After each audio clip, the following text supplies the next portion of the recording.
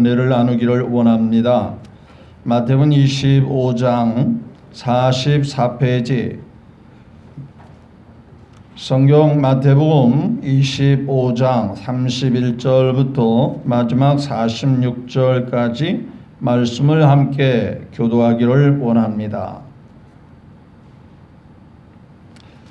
네, 마태복음 25장 31절부터 46절 이 말씀을 교도하면서 주님의 세미한 사랑의 음성이 들려지기를 바랍니다. 함께 교도합니다. 인자가 자기 영광으로 모든 천사와 함께 올 때에 자기 영광의 보좌에 앉으리니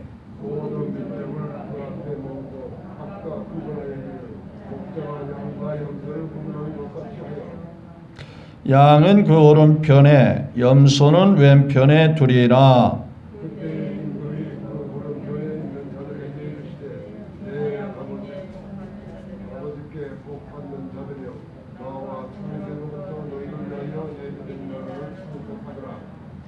내가 주릴 때에 너희가 먹을 것을 주었고 목마를 때에 마시게 하였고 나그네 되었을 때 영접하였고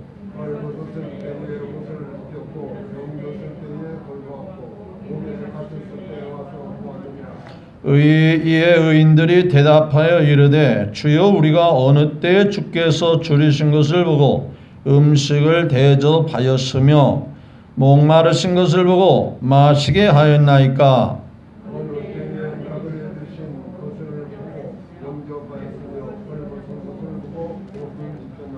어느 때에 병드신 것이나 옥에 갇히신 것을 보고 가서 비었나이까 하리니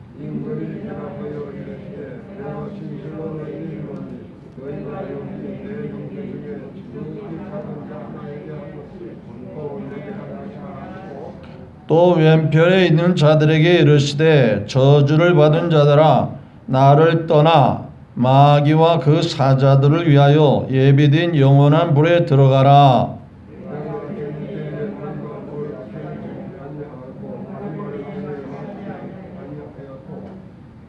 나그네 되었을 때 영접하지 아니하였고 헐벗었을 때 옷 입히지 아니하였고 병들었을 때와 옥에 갇혔을 때 돌보지 아니하였느니라 하시니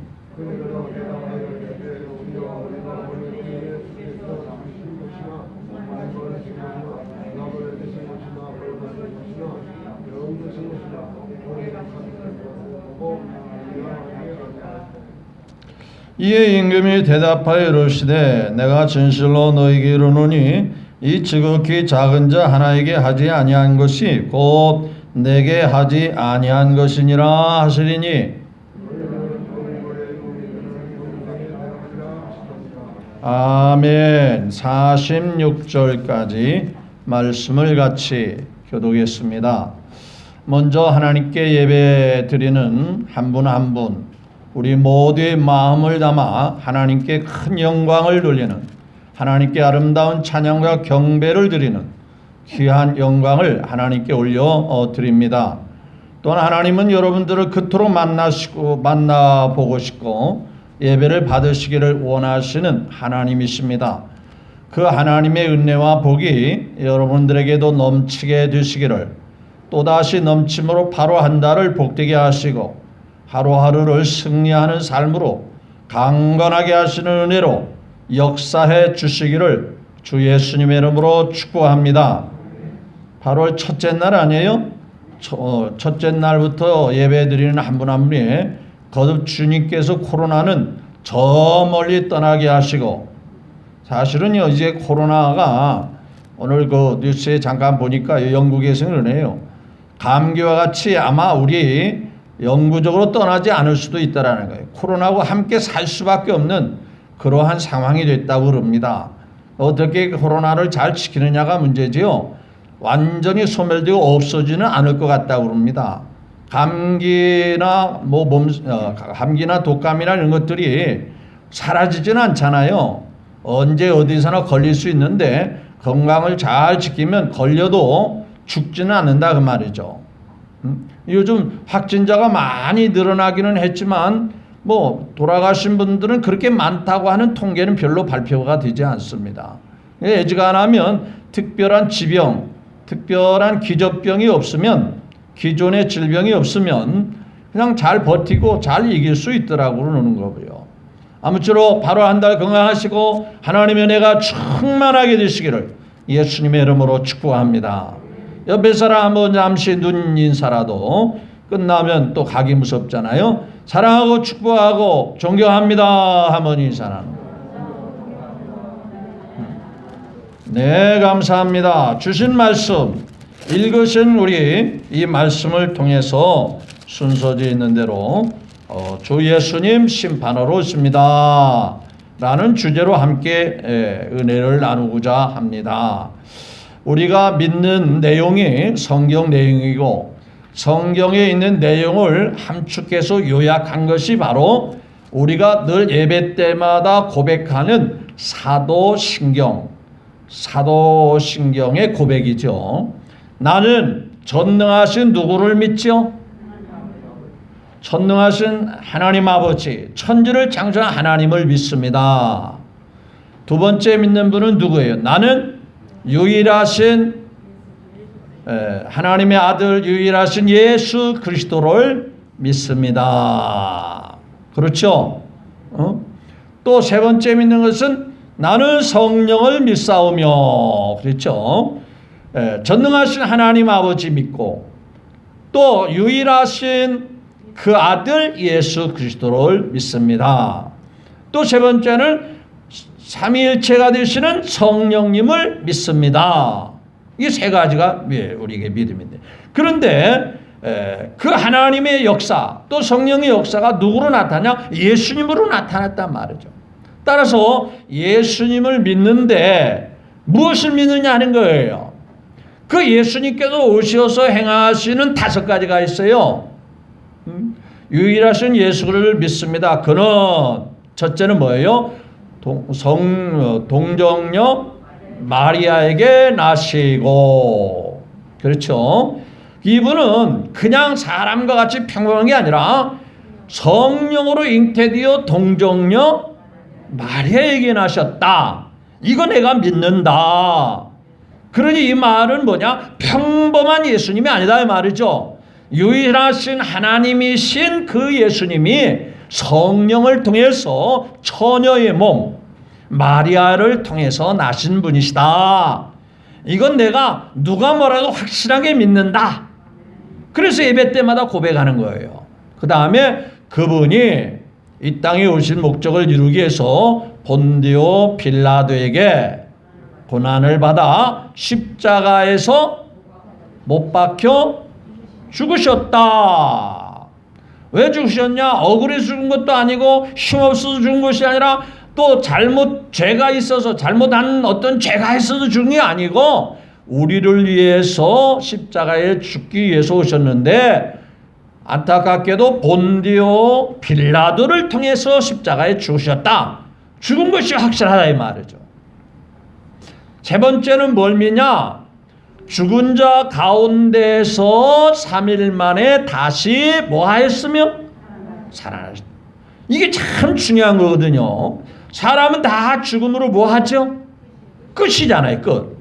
그래서 어떤 훌륭한 사람도 어떤 종교를 따르는 그 창시자 혹은 교주, 그 모든 사람도 죽음으로써 모든 게 다 끝나버렸잖아요. 그 모든 것이 다 이제 마무리 지었잖아요. 세상에 어떤 훌륭한 자도 다 죽음으로 끝났어요. 그런데 죽은 자 가운데서 내가 믿는 예수님은 3일 만에 뭐 하셨다? 살아나셨다.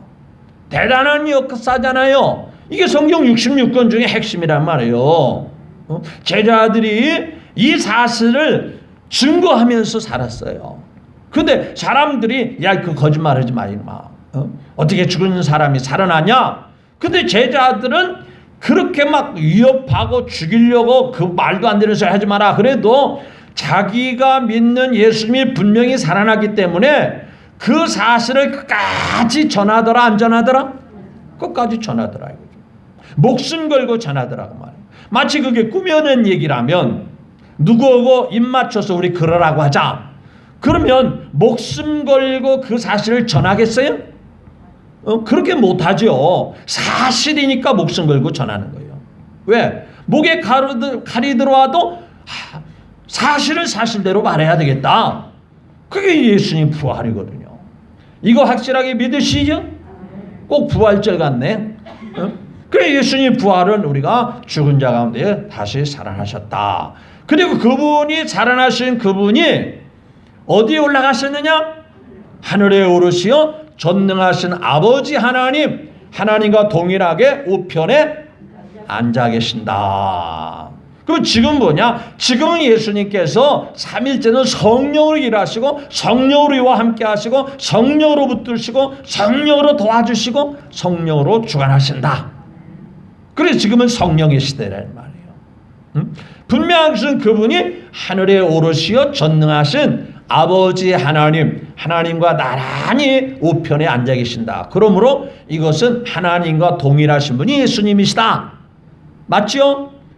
대통령 옆에 누가 앉아요? 중요한 자리에는 영부인이 앉으세요. 바로 하나님 우편에 예수님이 앉아있다는 것은 예수님도 하나님이시다. 그 말이에요. 그럼 마지막에 이제 다섯 번째는 뭐냐? 거기로부터 뭐 한다? 자, 다른 건 다 이루어졌고 이루어져 가는데 마지막으로 이루어질 게 뭐냐? 거기로부터 살아있는 자와 죽은 자를 뭐 하러 오신다? 심판하러 오신다. 이게 참 우리가 늘 신경 쓰면서 살아야 할 주제가 되는 거예요. 그래서 대충 살 수 없는 게 뭐냐? 그분이 그 앉아 계시다가 언젠가는 어느 때인가는 사한 자와 죽은 자를 뭐하러 오신다? 심판하러 오신다. 그리고 심판하러 오신다라고 하는 것은 잘잘못을 가린다라는 거예요. 우리가 운동 경기에도 심판이 있는 것은 이게 그것을 정확하게 판별을 하는 거잖아요. 인이다, 아웃이다, 득점을 했다, 득점을 안 했다. 이거 이제 심판, 주심이 필요한 걸 말이에요. 마찬가지로 예수님께서 사한 자와 죽은 자를 심판하러 반드시 오신다. 그러면 그때 심판할 때 칭찬 드는 사람도 있고 또 뭐 한 사람도 있을 수 있다? 책망받을 사람도 있다 이 말이에요. 오늘 본문 말씀의 내용이 바로 그걸 가리킨다 이 말이에요. 그러니까 어떤 몇몇 사람 하는 게 아니라 모든 사람에 대해서 우리도 해당이 되는다 말이죠. 따라서 우리도 해당이 되기 때문에 그분 앞에 설 때 내가 어떻게 되어야 하겠느냐 말이죠. 여러분 분명히 농사꾼이 농사를 짓지만 이제 한여름이나 뭐 또 초가을이나 들판에 있는 곡식은 똑같이 보이지만은 마지막에 추수 때는 분명히 알곡과 뭐가 나눠진다? 쭉정이가 나눠진다 이거지. 그래서 알곡은 잘 관리해가지고 좋은 창고에 잘 들이지만 쭉정이는 창고에 들어가지도 못하고 뭐 하죠? 다 바람으로 불어서 바람을 일으켜서 다 날려보내고 그걸 모아다가 불에 뭐예요? 태우는 거예요. 또 이제 조경하는 사람도 쓸모있는 나무는 아버지 잘 관리하고 잘 보살펴주지만 쓸모없는 나무는 뽑아가지고 버리든지 불에 태우든지 그런다. 분명한 것은 주인에 따라 그 어떠한 주인에 따라서 결과가 나눠진단 말이죠. 마찬가지로 우리의 예수 믿는 사람도 우리가 믿는 다섯 번째 내용대로 사한 자와 죽은 자를 그 예수님께서 뭐하러 오신다? 심판하러 오신다. 그러니까 똑바로 해야 되겠다 그 말이에요. 제대로 해야 되겠다 그 말이죠. 지금 일본 도쿄에서 뭔 일이 생기죠? 무슨 일이 생겨요? 전혀 관심이 없으니까 모르죠. 오로지 신경 쓰는 건 코로나밖에 없잖아요.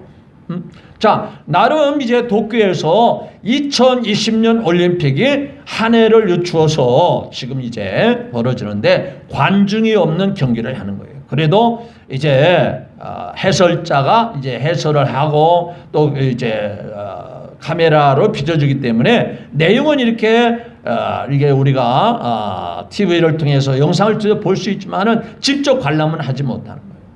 자, 주로 우리나라도 꽤나 스포츠 강국이라고 할 수 있는데, 근데 왠지 모르게 이제 점점 우리나라도 기대했던 메달이 잘 안 나오는 거예요. 우리가 주로 이제 메달 봤을 양궁이나 권투나 뭐 유도, 태권도 뭐 이런 데서 참 메달이 많이 나오잖아요. 그런데 예를 들어 권투, 우리나라 선수가 권투에서 꽤나 메달을 많이 땄거든요. 또 태권도는 우리나라가 종주국이잖아요. 종주국이기 때문에 태권도 하면 어느 나라다? 대한민국이다. 그러니 태권도 경기만 열리면 우리 대한민국이 금메달은 뭐 할 수 있다? 싹쓸이 할 수 있다. 다 딸 수 있다. 그런데요, 지금 이제 현재 통계에 보면은요, 태권도의 종주국이라고 하는 대한민국 선수들이 열심히 하기는 했지만은 금메달 하나도 못 땄어요.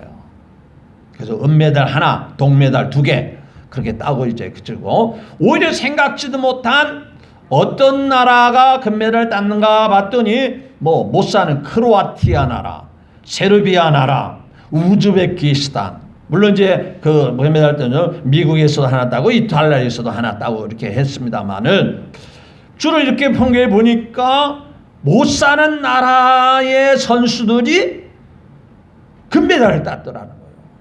그럼 왜 그랬을까 이렇게 봤더니, 우리나라가 과거에 태권도나 권투는 헝그리 정신이 있었단 말이에요. 헝그리 정신. 막 배고프니까 힘드니까 뭐라도 막 죽기 살기로 했었다 그 말이에요. 그러니까 막 배고픈 정신으로 그냥 금메달을 따면 뭔가 성공하고 출세한다 그러니까 막 기를 쓰고 열심히 했는데, 지금은 그런 정신이 있는 것 같다 없는 것 같다? 없는 것 같다. 그냥 대충 그냥 즐기면서 뭐 금메달 못 따도 뭐 할 수 없지, 이런 마음이 좀 해이해지고 좀 나태해지고 이러다 보니까 금메달 못 따. 그런데요, 금메달에서 올림픽에서 금메달, 은메달, 동메달 차이가 별거 아니죠? 그 대우가요 엄청난 차이가 나는 겁니다. 사실은 선수의 그 경기를 보면은요 종이 한 장 차이밖에 없어요. 그렇지만은 메달의 결과는요 대우가, 처우가 엄청나게 차이가 많은 거예요. 여러분, 신앙생활에 있어도 정말 우리 주님 앞에 칭찬받는 삶을 사셔야 돼요. 근데 단순히 칭찬이냐, 뭐 금메달이냐, 은메달이냐, 뭐 금메달 못 따면 은메달 따고 은메달 못 따면 동메달 따지. 성경은요 그 차이가 금메달이냐 은메달 차이가 아니에요. 오늘 본문 말씀을 잘 듣다 보니까요, 그냥 오른편이냐 왼편이냐 양이냐 뭐 왼편에 염소냐 그 차이가 아니에요. 여기 보면은요 41절에 보니까 뭐라고 말씀한지 아세요? 41절 시작. 또 왼편에 있는 자들에게 이르시되 뭐라 했죠? 저주를 받은 자들아 나를 떠나 마귀와 그 사자들을 위하여 뭐라 했죠? 예비된 영원한 불에 들어가라. 그냥 조금 못해가지고서나 그냥 금메달 아니면 은메달이고 은메달 아니면 동메달이다, 그 차이가 아니고 극과 극이라고 말이에요. 자, 여기 보십시오. 오른편에 있는 사람들, 즉 양의 사람들은 어떤지 한번 볼까요? 34절에 시작. 그때에 34절 시작. 임금이 오른편에 있는 자들에게 이르시되 내 아버지께 뭐요? 복받을 자들이요 나와 창세로부터 너희를 위하여 예비된 나라를 뭐해라? 상속받으라. 그러니까 41절과 34절과 비교해 보니까 조금 차이밖에 없죠. 뭐 조금 복을 더 받고 조금 복을 덜 받고 뭐 그 정도 차이 아닌가요?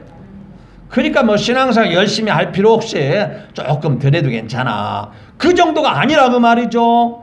한쪽은 내 아버지로부터 영원토록 창세로부터 복을 받아 누린다 말, 그 복을 영원히 누리게 된다고 말이에요. 근데 한쪽은 극으로 영영한 불에 들어가서 고통을 당한다고 말이에요. 그러니까 마지막 결론이 46절에 나오잖아요. 그들은 뭐라 했어요? 영벌에, 또 의인들은 뭐에 들어가리라? 그러니까 영원히 벌받는 고통의 세계에서 사는데, 한쪽 오른쪽 양의 사람들은 영원히 삶을, 영원히 행복한 영생의 삶을 산다. 이게 조금 차이 같으면 그냥 뭐 그럴 수도 있지, 그게 아니란 말이에요. 심각한 문제란 말이에요. 믿어지면 아멘. 자, 그러면 여기서 한번 우리가 잘 곰곰이 씹어서 생각할 문제가 있어요. 자, 그럼 뭘까요? 우리가 천국 가고 구원받는 것은 행위요, 믿음이요? 믿음으로 그렇습니다. 천국 가. 그런데 여기 보니까 뭘 좀 안 했다고, 뭘 좀 아직 안 했다고, 어디 간다고 그랬죠? 저주를 받았다고 하면 어디로 간다고 그랬죠? 영벌에 간다는 거예요. 저주를 받은 자라 영원한 불에 들어간다.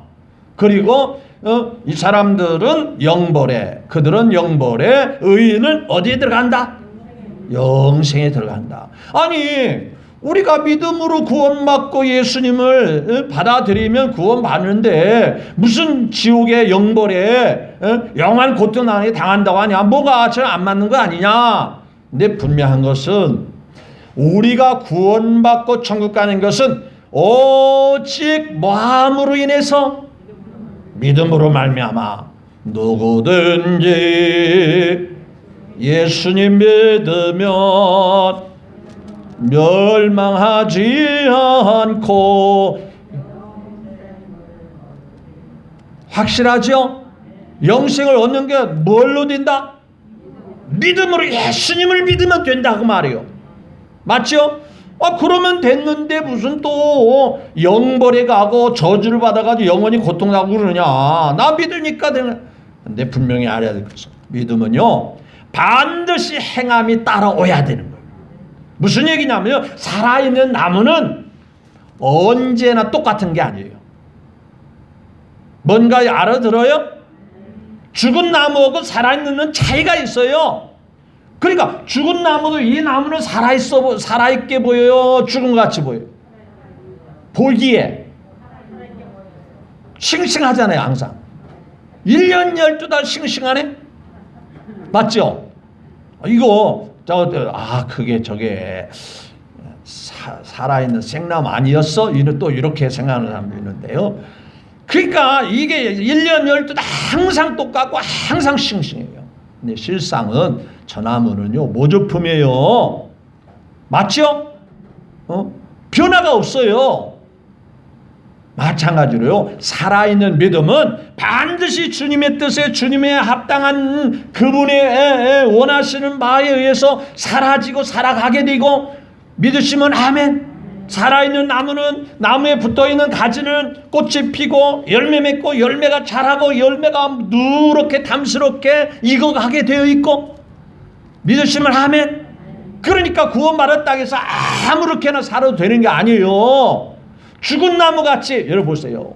장례식장 가면은요, 장의사들이 장례 주관하는 그 장의사라고 하나요? 그분 장례 조사 뭐라고 붙이기도 하는데, 이분들이 그 고인을 위해서 어차피 화장할 건데, 어차피 이제 흙으로 돌아갈 건데 정성을 다해서 잘 가꿔요, 안 가꿔요? 뭐 연지곤지도 칠하고 얼굴에 뽀얗게 로션도 발라드리고 또 막 빗질도 이렇게 탁 하고. 아저씨 생각나네. 1년 전에 우리 김명희 군사님이 돌아가셔서 저희 집사람하고 입관하는 걸 제가 봤는데, 꼭 살아계시고 그 자리에 앉아있는, 저 뒤에 앉아있는 같이 얼굴이 그냥 부드럽고 뽀얀하고 그러더라고. 거기다 또 환장하니까 한 10년은 더 젊어 보이더라고. 장의사가 거기다 누주도 바르고 뭐 이렇게 빗질도 하고 이렇게 하니까 꼭 살아계신 분 같아요. 겉으로 볼 때는 살아있는 같이 그렇게 보여도 실상은 그 속에 뭐가 없다? 영혼이 빠져나갔어요. 그냥 그 아무런 겉모습만 그렇지 실상은 그 살아있는 사람이 아니에요. 신앙적으로도 마찬가지예요. 무조건 구원받았다고 해서 그냥 아무렇게 살고 대충 살고 내 멋대로 살고, 그건 예수님 믿는 사람 아니에요. 구원받는 사람 아니에요. 그래서 예수님께서 뭐라고 하냐, 하나님을 제일 잘 믿고 하나님을 제일 믿음으로 산다고 사는 바리새인과 세리관들에게 예수님께서 칭찬하셨어요. 뭐 했어요? 얼마나 과감하게 책망했는지 몰라요. 너희들이 믿음이 좋다고, 너희들 하나님 잘 믿는다고, 하나님에 대한 지식을 많이 가졌다고, 또 많은 사람을 하나님에 대해서 가서 가르치고 깨우쳐 준다고? 아니야. 너희들 엉터리. 외식하는 자들이요, 화이슬죠, 외식하는 서경과 바리새인들이요, 이렇게 주님이 책망하신다 이 말이에요. 그럼 오늘날 우리 가운데에서도 그러한 분들이 있을까요, 없을까요? 반드시 있을 수 있어요. 왜? 들판에 가면 한여름에는요, 그게 정말 알곡인지 쭉정인지는 별로 구분이 안 됩니다. 그런데 나중에 가면 드러난다 이 말이에요. 지난번에 어디 TV에 보니까요, 그 병아리를 다 골라내는 미나리인가 어디 그 영화에 그런 게 나오더라고요. 병아리를 이렇게 다 골라내는데 그 감별사가 딱 보면 이름이 수탉인지 암탉인지 딱 보면서 이걸 딱 집어서 골라내는 거예요. 우리는 모르지만은 누구는 안다. 전문가는, 감별사는 알아요. 그 우리가 신앙생활을 제대로 한지 안 한지는 누가 알아요? 하나님이 잘 하시는 거예요. 그래서 마지막 때 주님이 심판으로 오신다 이 말이에요. 따라서 우리가 코로나하고 이런 상황, 정황상 때문에 신앙생활을 대충 하면 안 되는 거예요. 그러니까 믿음 있는 사람은 언제나 내 안에 누가 계신다고 믿으셔야 돼요. 주님이 계신다고 믿고, 그분이라면 어떻게 하실까? 그분이라면 어떤 삶을 살게 될까? 그분이라면 어떤 선택을 할까? 이것을 늘 마음에 염두에 두고 사는 사람이 바로 예수님을 제대로 믿는 사람. 믿어주면 아멘. 그냥 나는 예수님이 계신 자인지 모르지만 주일날 그냥 교회 가는 것으로 좋다, 그런 분은 여기 없겠지만 그건 아니요. 요한복음 1장 12절에 말씀하시기를 영접하는 자, 곧 그 이름을 뭐한 자는? 믿는 자는. 그러니까 예수님을 믿는 자는 마음에 뭐한 자다? 예수님을 영접해 드린 자다 이 말. 그러니까 예수님을 영접했다면 그분이 어디 계셔야 돼? 우리와 함께 계셔야 된다고 믿어야 되잖아요. 맞죠? 그분이 함께 계신다라고 믿는다 하면 내 행동은 대충 할 수가 없는 거예요. 여러분, 우리는 하나님 앞에 신앙생활을 너무 쉽게 생각하면 안 됩니다. 그냥 거저 구원받으니까, 공짜로 구원받으니까 앞으로 대충 살아도 또 공짜니까, 그때 또 용서해 이미 다 했으니까 괜찮아. 여러분, 진짜 예수님 만난 사람은 그렇게 살라고 해도 산다 못 산다? 못 사는 거예요. 제가 늘 이 부분에서 말씀드릴 때 여러분 기억하시겠지만, 옛날에 노예시장에서 백인이 흑인들이 사는 동네에서 그 가난하고 어렵고 힘든 아이들, 배우지 못한 애들을 노예로 사고 판단 말이에요. 노예라면 짐승과 또 가축과 같이 그렇게 무시하는 거예요. 평생 그 집안에 노예로 팔려가면요, 실컷 짐승과 같이 일만 하다가 대우도 제대로 못 받고 그러고 죽는 거예요. 그게 노예입니다, 노예. 그래서 한번 노예가 되면 평생 자유가 없는 거예요. 근데 백인이 하도 불쌍하고 안타까워서 노예 시장에서 몇 아이를 돈 주고 샀어요. 내가 너희를 돈 주고 사겠다. 너희는 내 거다. 이제 내가 샀으니까. 그런데 한참이 그 아이를 데리고 가다가 중간에 다 풀어줬어요. 사실은 내가 너희들을 평생 써먹으려고 산 게 아니고 하도 불쌍하고 안타깝고 너희들이 눈망울이 초랑초랑하고 예쁜데 평생 남의 집에 가서 자유 없이 짐승같이 노예 생활하는 것이 너무 불쌍해서 내가 너희를 돈 주고 사서 풀어줬으니 이제는 다시는 너희는 내 소유라고 하는 이 증서를 누구한테 보여주면 너희들은 다시는 이제 노예로 팔려가는 일이 없다. 내가 소유니까, 내가 돈 주고 샀으니까, 내가 샀다고 하는 증서를 너에게 줄 테니까 다시는 노예 시장에 끌려가지 말고 노예 되지 마라. 이제 자유롭게 살아라. 그랬더니 이 아이들이 눈물을 글썽거리면서 뭐라고 했다고 그랬죠? 내가 다시는 내 멋대로 안 살겠습니다. 혼자 살지 않겠습니다. 나를 사주시고 나에게 사랑을 베풀어 주시고 나를 돈 주셔서 자유를 주신 당신 주인님에게 평생 동안 살겠습니다. 주인 따라가서 살겠습니다. 주인님을 기쁘게 하며 살겠습니다. 그러면서 노예했던 아이들이 그 주인을 따라가더라고요. 그냥 너희들 자유롭게 살아면 우리가 생각할 때는 이제는 자유니까 이제는 다시는 노예가 안 되니까 내 멋대로 살아야겠다. 그게 아니고 그 고마움, 그 감사함, 그 사랑함, 그 불쌍히 여겨주는 마음, 그 주인의 마음을 아니까 떨어질 수가 없어요. 헤어져서 돌아갈 수가 없는 거예요. 너무 감사하잖아요. 그게 바로 우리가 믿는 예수님에 대한 마음인 것을 믿으시면 아멘. 나를 구원하시고 나를 사랑하시고 나를 죄에서 건져주시고 하나님의 자녀로 삼아주시고 하나님의 백성으로 삼아주시고 그런 예수님을 우리가 소홀히 할 수 있어요. 내 주여 뜻대로 뭐 해야 돼요? 행하시옵소서. 여러분들이 내가 정말 예수님 모시고 예수님과 함께하는 그리스도인이라면 그 신분이 약하다면 아무렇게나 멋대로 살지 못하는 거예요. 뭐 힘들다 핑계할 수도 없어요. 부담스럽다 그렇게 말할 것도 없어요. 그분의 은혜가 너무 감성값밖에 마음에 남는 게 하나도 없는 거예요. 믿어지면 아멘. 그러니까 보세요. 예수님께서 마지막 때에 보세요. 원래 우리에는 양만 들어갑니다. 그런데 양을 내다가 들판에다가 풀을 뜯길 때는 어디서 왔는지 누가 와서 섞여 있더라? 어디서 들어왔는지 어디서 했는데 한참 들판에 양만 풀을 뜯어먹고 봤더니 어디서 들어왔는지 염소가 껴서 같이 풀을 뜯어먹고 있더라고요. 그럼 저녁 때 가면 염소도 같이 풀을 뜯어먹고 어울렸으니까 들여보낸다 안 들여보낸다? 안 들여보낸다 이 말이에요. 교회도 마찬가지요. 전부 다 예수 믿는 양만 있으면 좋은데 어느 순간이가 염소의 기질을 가진 분이 있을 수 있다고 말이에요. 우리 평안교회는 정말 그런 분이 없을 줄로 없을 줄로가 아니라 없죠. 예? 대답을 잘 안 하시네요. 자, 그러면 다시 말씀을 볼까요? 자, 예수님께서 31절에 시작. 인자 예수님 자신을 가리켜요. 31절 시작. 자기 영광으로 모든 천사와 함께 마지막 때 심판을 오신다는 거죠. 자기 영광에 보좌 앉으리니. 자, 32절에 시작.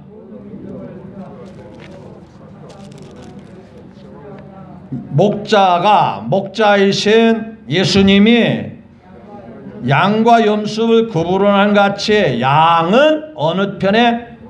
오른편에, 염소는 왼편에 두리라.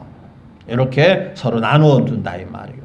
그러면서 오른편에 있는 그들에게 34절 앞서 읽은 대로 다시 읽어봅니다. 시작.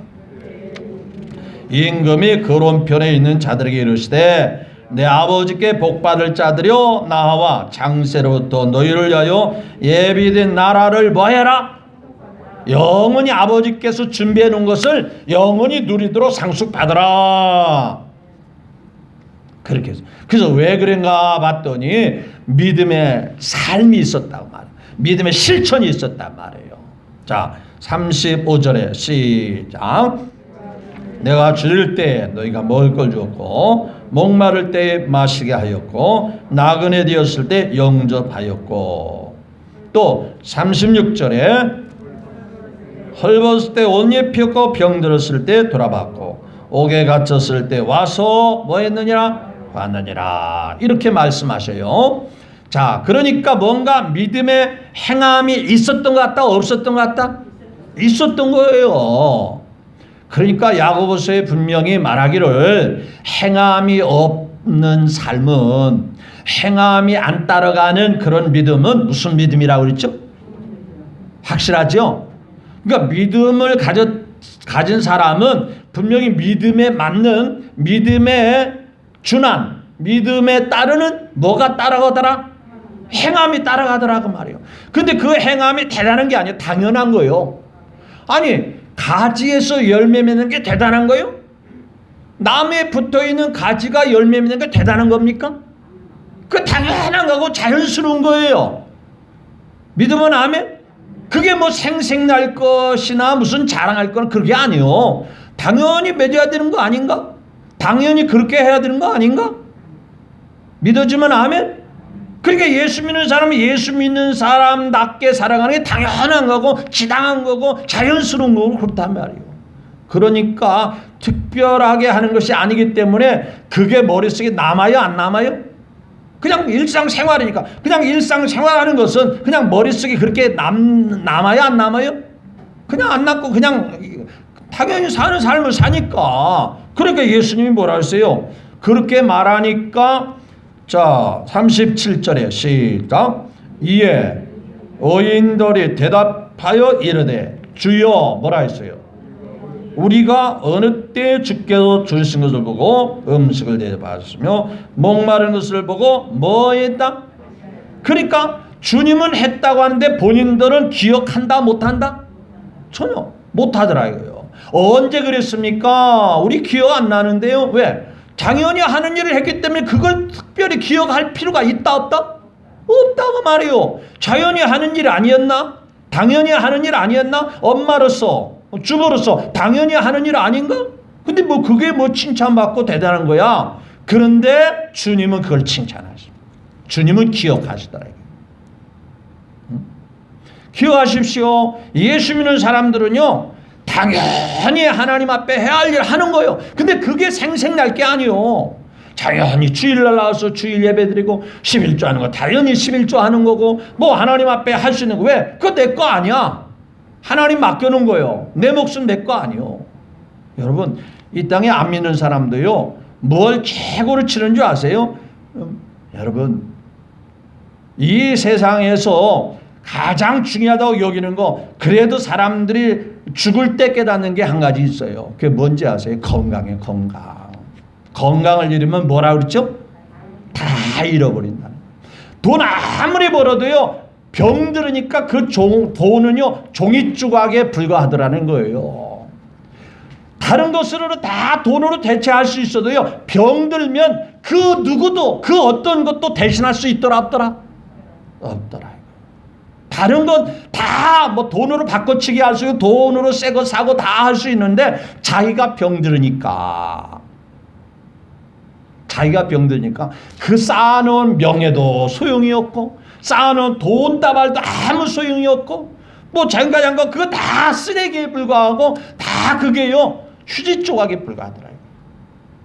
그런데 우리에게는 한 가지 더 나와서 믿음이 제일 중요한 겁니다. 믿음만이 뭐라고 그랬어요? 능력이라고. 그러니까요 믿음 있는 사람은 당연히 하나님에 대해서 행함이 따라가는 거예요. 행함으로 구원받는 건 아니지만 예수님을 믿기 때문에 자연히 따라가게 돼 있는 거예요. 그래서 아브라함이 믿음으로만 구원받았지 아니하고 로마서나 히브리서나 보니까 아브라함도 하나님을 믿음에 그렇게 의인으로 구원받고 난 다음에도 끊임없이 하나님께 순종하는 행함이 있더라 없더라? 행함이 따르더라고요. 기생 라합이 믿음이 있기 때문에 나 믿음 있어. 그러니까 하나님 인정할 거야. 그랬습니까? 기생 라합이 믿음 있기 때문에 정탐꾼을 뭐 했어요? 숨겨준 거예요. 근데 그게 믿음이 인간적으로 보면 얼마나 조마조마하고 두렵겠어요. 왜냐? 자기 민족에게 그 사실이 드러나면요 자기와 자기 가족들은 완전히 몰살당하는 거예요. 그런데 믿음이 있으니까 까짓거 살든지 죽든지 뭐라고 그랬어요? 주님 뜻대로 하세요. 그래서 정탐꾼을 숨겨두는 거예요. 어떤 사람은 이 기생나비 거짓말한 거 아니야? 사람 속인 거 아니야? 아니요. 믿음으로 하나님의 뜻이 무엇인지를 분별하고 하나님의 뜻에 맞게 행동했다 이 말이에요. 그래서 그가 마태복음 1장에 보면 기생라합이 족부에 올라가지 않아요? 믿음의 족부에 올라간단 말이에요. 따라서 믿음이 있다면 반드시 행함이 따라가는. 따라서 결론은 뭐냐? 우리가 주님을 위해서 행하는 모든 것을 사람에게 해도 누구 이름으로 하자? 예수님 이름으로 하자. 예수님을 대하듯이 하자. 내 안에 예수님이 있는 것 같이 하자 말이에요. 그러면 누가 기억하냐? 우리 예수님이 다 기억하더라. 그런데 이 사람들은요, 왼편에 있는 사람들은요, 자 44절에 뭐라 했어요?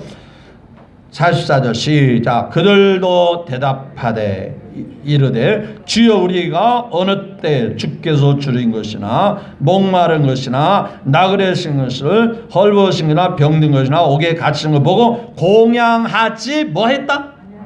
그러니까 나름대로 뭐 했다 하는 거예요? 하기는 했는데 누구는 인정을 못 받다?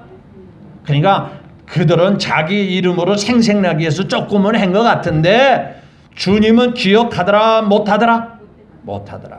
그러니까 그거 어쩌다가 하는 거 그게 아니고요. 일상생활에서 주님을 믿기 때문에 자연스럽게 흘러나오는 그런 삶은 기억도 없는데도 불구하고 누가 기억하시더라? 하나님 아버지가 기억하시더라. 그래서 칭찬하시더라고요. 여러분 코로나19를 거치면서 점점 믿음이 있는 사람과 없는 사람으로 점점 나눠지는 듯한 안타까움이 있어요. 그래서 교회 목사님들과 교회들이 앞으로 코로나가 해결되었어도 이제 앞으로 믿음의 사람들의 그 분위기는 완전히 달라질 수도 있다. 이런 우려로 섞인 그런 고백을 하고 있는 거예요. 우리 평안교회는 달라지지 않고 변함이 없겠지만은 여러분 언젠가는 주님 앞에 설 때가 온다고 믿어야 돼, 안 믿어야 돼? 분명히 올림픽에서 금메달과 은메달의 차이는 엄청나더죠. 주님 앞에 설 때 잘했다 칭찬하냐 못했느냐, 진짜 믿음 있고 진짜 구원받은 사람이라면 대충 살지도 못해. 야고보서가 기록한 대로 행함이 없는 믿음은 죽은 거예요. 가짜 믿음이요. 하나님 앞에는 무관한 믿음이라는 거예요. 우리는 예수님을 모시고 예수님과 함께 사는 사람 같이 무엇을 해도 당연히 하는 거 하는 거야. 그러니 나는 기억할 것도 없어. 그걸 내놓고 자랑할 것도 없어. 주님이 기억하면 뭐 그걸로 족한 거지. 이렇게 살아간다라면 언젠가는 주님이 잘했다 칭찬하며 너는 양이다. 내 오른편에서 창세로 또 복받을 자들이다. 내 나라에서 영원히 영생을 누리며 살자. 이런 역사가 있지 않겠느냐 말이죠. 그렇게 다 되어지시기를 주 예수님의 이름으로 축복합니다. 기도하겠습니다. 고마우신 주님 감사합니다.